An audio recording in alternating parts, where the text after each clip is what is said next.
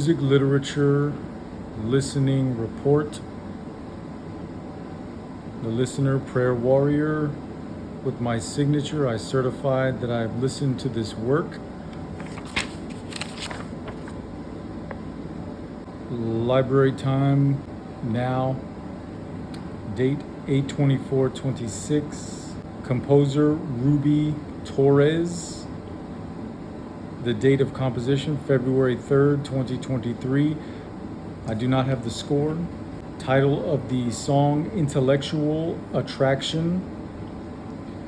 Genre R&B, pop. The medium, or I guess instruments, guitar, kind of a John Mayer type guitar. A very, it's electric, but not like a screeching electric, kind of a jazzy kind of electric. The drum sound, it kind of sounds like almost like a clock, like a ticking clock. And it seems like she's singing to a man, so it's almost like he's on the clock, kind of like time is running out, and like the words of the song, and it's kind of like she's trying to encourage somebody, because there is a thing that's called like hypergamy. I mean, lots of people know about it, but it's this it's a very fleshly idea. It's a fleshly thing, and it's actually taught. I don't know why somebody would teach something that you don't really need an intellect, or you don't need thoughts to do it. But hypergamy is the idea of, if you want to classify human beings made in the image of God on a number scale, like 1, 2, 3, 4, 5, 6, all the way to 10. This is the scale of, I think there's a YouTuber called Ho Math, 304 Math, and he goes over it a lot. But it's basically, if you want to classify people like that, so I think it's kind of weird, but to say that, so at a 10, like if you're looking at a bachelor, like what makes a man a 10 on a scale of 1 to 10? According to the hypergamy thing, it is, well, he's rich and he's good looking, or like he's powerful or something. Even though all power belongs to Jesus Christ, like all authority, what did Jesus say? He said, and Jesus came and said to them, all authority in heaven and earth has been given to me. Go therefore and make disciples of all nations, baptizing them in the name of the Father and of the Son and of the Holy Spirit, teaching them to observe all things that I have commanded you.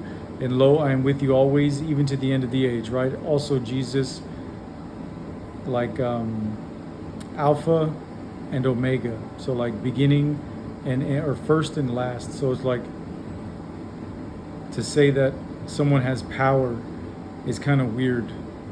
Like a mere human has power. It's ridiculous. But anyways, so like according to this scale, if you want to judge human beings made in the image of God with a number, so the 10 guy is the good-looking, rich, powerful guy, right? And it's weird. The 10 girl is in this ridiculous hypergamy thing, the 10 girl is the beautiful girl. So like the model, right? You can see how it's superficial. And actually the song Intellectual Attraction, it's like all about how it's, even one of the lyrics I think is, miss me with the superficial. Like in modern slang, I think that means, who cares about the superficial, right? So in this hypergamy thing, right, the beautiful girl, the model, is the 10 because she looks beautiful on the outside. That's why it's ridiculous, right? The Bible specifically says, that God counts a woman to be of great value, of great worth, if she has a gentle and quiet spirit. Then God says this is pleasing in His sight, right? Not that she's like wears cool clothes and has great hairstyles and all this stuff. And that doesn't matter to God. God wants a woman to have a gentle and quiet spirit. And really, He wants everyone, essentially, to have gentle and quiet spirits and to work with your own hands to do what you do and lead a quiet life. But He specifically says it for women, that they have a gentle and quiet spirit. Spirit doesn't mean they can't talk. Doesn't mean, that they don't know how to fight. Like, it's okay for a woman to know jujitsu or taekwondo or whatever. But the spirit, right, the thing that interacts with God when you're praying, God doesn't want like a violent spirit, right? He doesn't want a woman to be, because like what's the opposite of gentle? It's violent. So like a violent spirit. So like a woman is praying violently and just being violent towards people. It's like, right? I just get the image of Jezebel in the Bible. Like there's Ahab, Jezebel, and Elijah, and they had that war in 1 Kings 18, 16, 17, 18, 19, something like that. But I just think of Jezebel and her daughter basically just murdered people, right? They did not have gentle and quiet spirits. And they clearly did not please God, right? You can tell by the way that God caused their end to come about. In both cases, it was violent and bloody, and they came to an end. And Jezebel wasn't even buried. But so God doesn't like the Jezebel spirited type thing. And the Jezebel's spirit is now, it's obviously Jezebel, she's not alive, she died, and I think the dogs ate her. But the spirit is still there, like the spirit is still alive in the world. And anyways, the spirit is alive. The spirit of basically the opposite of a gentle and quiet spirit, the thing that's very precious in the sight of God. If you have a violent and loud spirit, essentially, then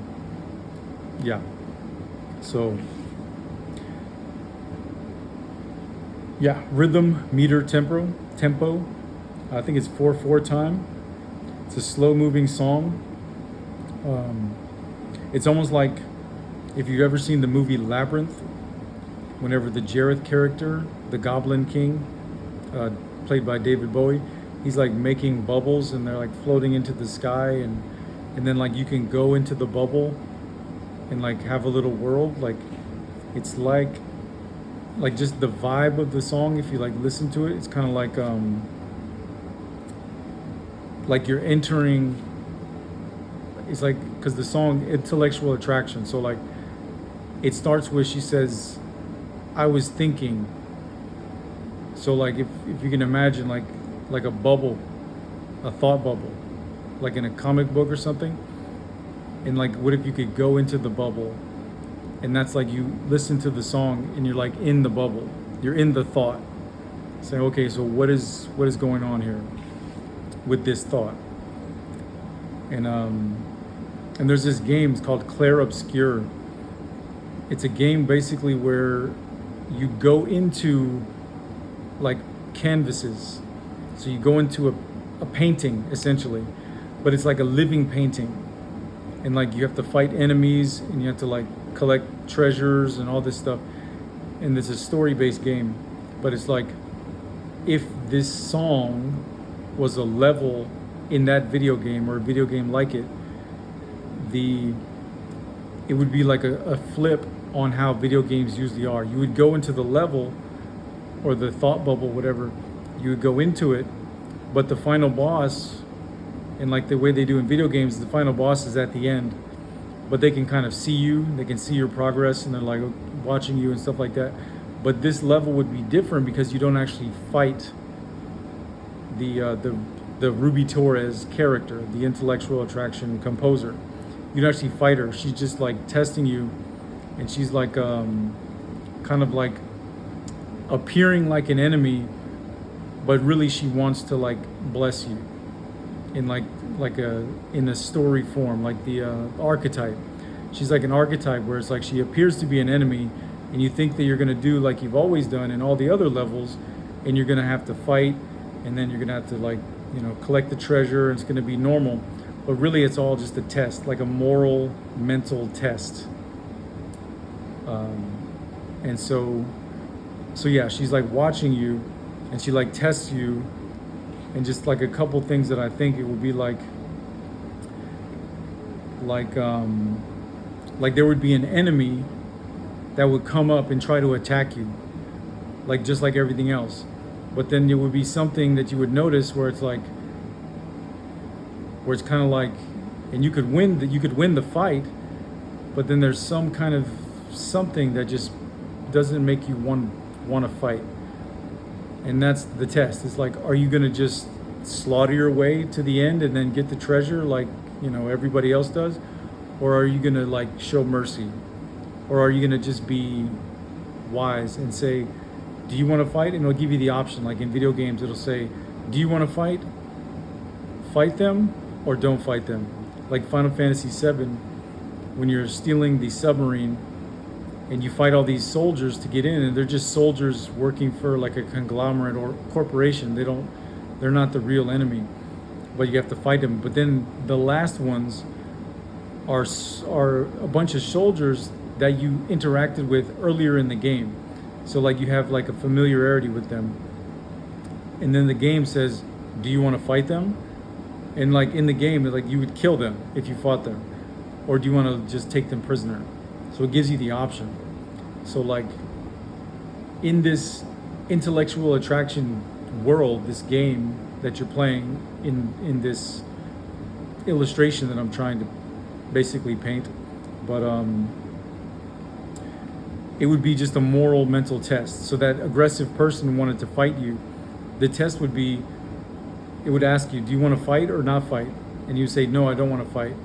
And then maybe he would be like, you know, tell you his sad story, like why does he want to fight, why is he trapped there, or something like that. And then you would get the opportunity to help him. You would have to like, and he's like, if only I could have my sword or my kite or whatever, some kind of thing.